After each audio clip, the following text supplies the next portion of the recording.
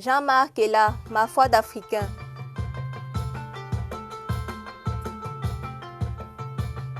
Au moment d'écrire ces lignes, je me rends compte de la difficulté de traduire une expérience qui se confond avec un itinéraire où l'on se découvre soi-même sur le chemin parcouru avec les autres en direction du Christ vers lequel tout converge.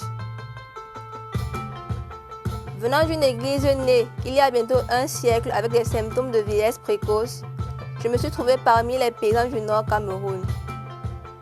Cette rencontre provoque un choc qui n'est pas seulement géographique et historique, mais religieux. Fils d'un cultivateur de cacao, qui était aussi un grand lecteur de la Bible dans cette région, de forêts évangélisées par les églises protestantes et 40 ans plus tard par les catholiques, j'avais grandi dans le climat des luttes contre les travaux forcés, les corvées sur les routes et toutes les formes de l'indigénat. Très tôt, je chantais dans ma langue malgré tous les interdits, la musique de ce qui sera après 1960 notre hymne national et qui avait été composé par des jeunes élèves dont un grand nombre étaient originaires de ma région natale. La naissance de cette musique amorce une période de notre histoire au cours de laquelle les populations scolarisées, à travers des formes de revendications multiples, vont exprimer le refus de la situation coloniale. Marqué par le souvenir de cette lutte, je vais me retrouver dans une région affectée par un état de servitude larvé comme Baba Simon me la présenta dès le soir de mon arrivée au Nord Cameroun. De fait, ce qui me heurte d'emblée, c'est que les hommes du rocher parmi lesquels j'aurai à vivre pendant de longues années ne sont pas seulement méprisés et écartés de toute décision, mais ils sont aussi les plus démunis des populations paysannes. Plus précisément, si les gens de la montagne sont pauvres, ce n'est pas parce qu'ils ne travaillent pas, mais parce qu'ils sont exploités et opprimés depuis des générations. Pendant un quart de siècle, les non-musulmans du Nord Cameroun sont restés les laissés pour compte d'une administration accaparée par les représentants d'une aristocratie à cheval qui avait imposé sa domination dans l'ensemble de la région. Dans les postes de commandement, on ne trouvera aucun fonctionnaire originaire des zones montagneuses. Cette exclusion programmée s'aggrave dans les villages et dans les quartiers où les populations analphabètes sont soumises à un système féodal dont le pouvoir se traduit par des formes d'exactions et des brimades diverses. C'est aux paysans qui sont réservés les corvées de toutes sortes. Travaux sur les routes, construction des hangars devant abriter les autorités politiques et administratives lors des tournées ou des meetings. Travaux obligatoires dans les champs du chef. Il faut s'attendre à des amendes très lourdes en cas de refus ou de dérobade. Des cotisations forcées sont imposées pour l'achat d'un mouton à offrir au chef à l'occasion des fêtes. Pour empêcher les agents d'hygiène de contrôler les villages ou pour permettre aux enfants d'échapper à la scolarisation, les autorités coutumières n'hésitent pas à taxer les paysans. Les emprisonnements arbitraires dans le domicile du chef du canton sont des pratiques courantes. Quant à la perception des impôts, elle donne lieu chaque année à des abus fréquents. Ce qui est aussi grave, c'est le risque pour le montagnard descendu en plaine de se retrouver sans terre.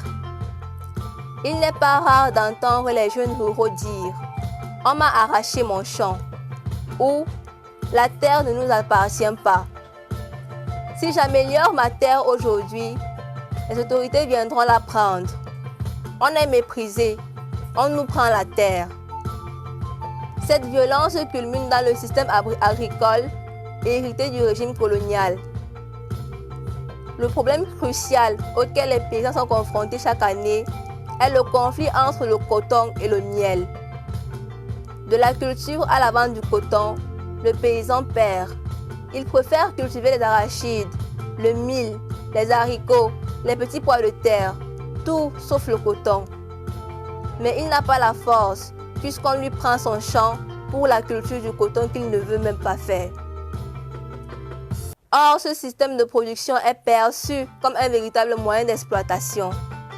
Vous avez travaillé pour enrichir un autre, constate un groupe de paysans. Face à cette situation, j'ai dû me libérer au départ d'un certain nombre de contraintes pour tenter de repenser à neuf les problèmes de la mission.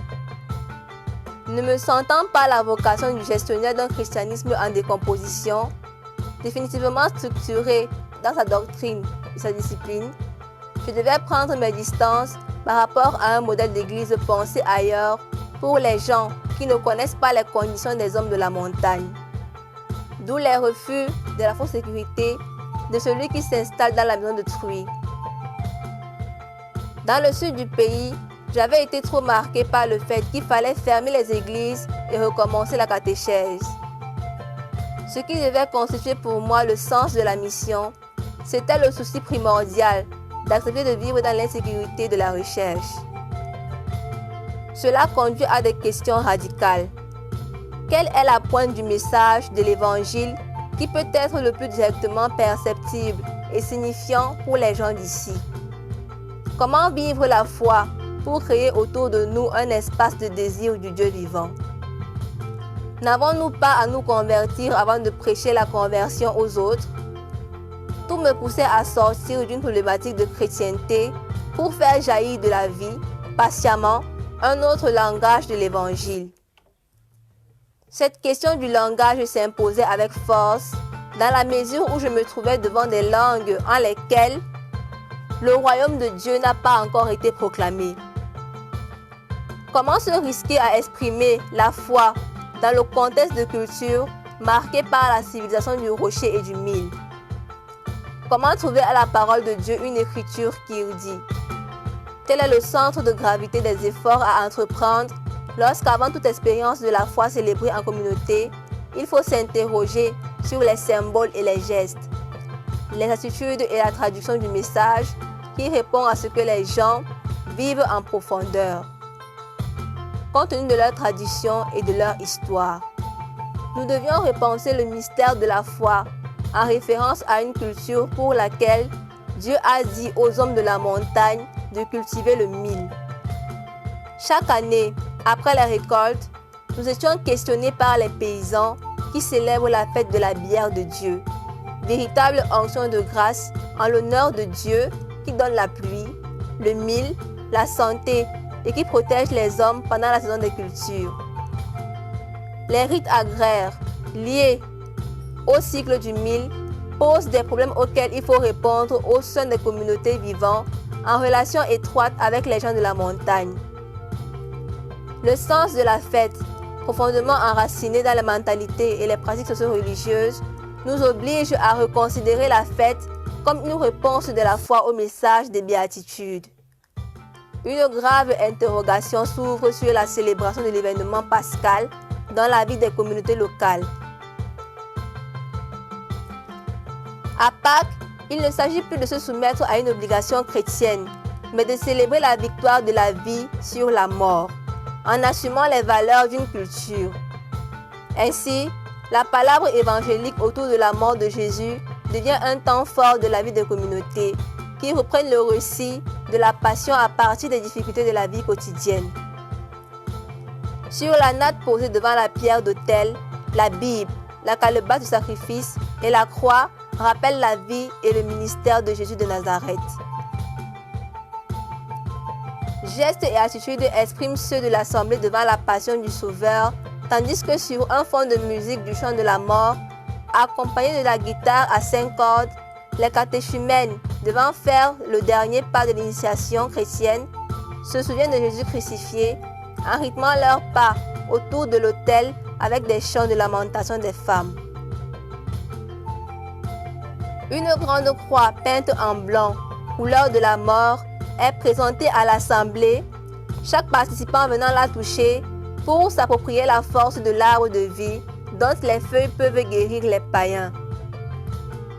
Toute cette recherche est liée à la vie de communauté qui s'éveille aux problèmes des villages et s'efforcent de rompre avec l'injustice structurelle dans laquelle elles apprennent à lire l'Évangile. Car c'est dans cette situation de péché et de mort dans laquelle les communautés se retrouvent que s'actualise la puissance du ressuscité qui ouvre à l'homme un chemin d'espérance. C'est pourquoi Pâques est aussi le jour par excellence où, en référence à un rite traditionnel de consécration, on présente les enfants à Dieu, tournés vers le soleil, symbole de Jésus-Christ, vraie lumière de la vie.